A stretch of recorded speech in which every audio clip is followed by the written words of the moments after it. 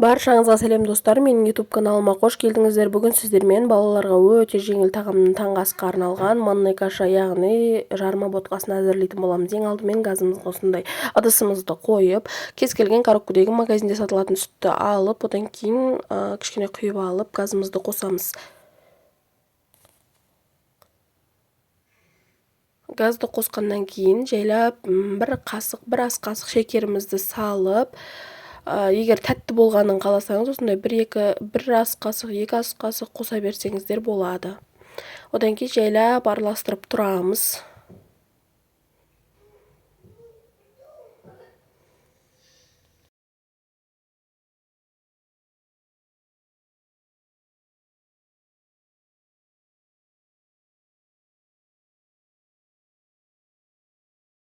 Одан кейін осындай манной кашамызды алып, жайлап көз мөлшерімен жасадым. Қыздар, мен өздеріңіздің қалауларыңыз бойынша 1 қасық, 2 ас қасық, 3 ас қасық салсаңыздар да болады. Көп салудың қажеті жоқ, өйткені қайнаған кезде ісініп қою болып кетеді.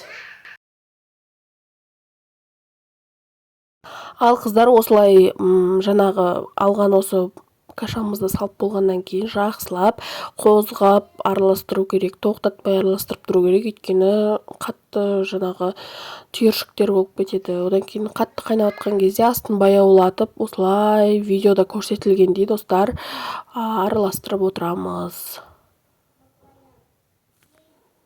Міне қыздар, сіздерге жақындатып видеоны көрсетіп тұрмын. Міне араластырған кезде осындай әдемі піскені білінеді. Ақшылдау болып кетті піскен кезде, ал бағана бірінші салған кезде сары еді. Піскен піспеген осылай білсе болады. Тоқтатпай жайлап араластыра береміз.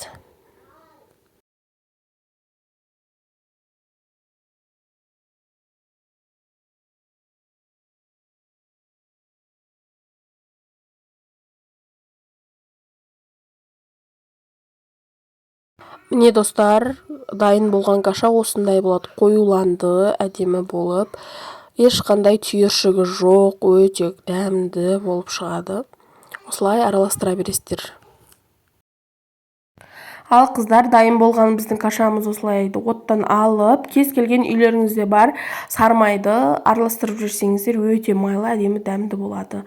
Енді майлы болғанда шілей, ондай қатты майлы болмайды. Ал енді астарыңыз дәмді болсын. Ұнаса маған пікір қалдырып, лайк басып, менің YouTube каналыма жазылып қойсаңыздар болады. Неше түрлі видеолар салатын боламын.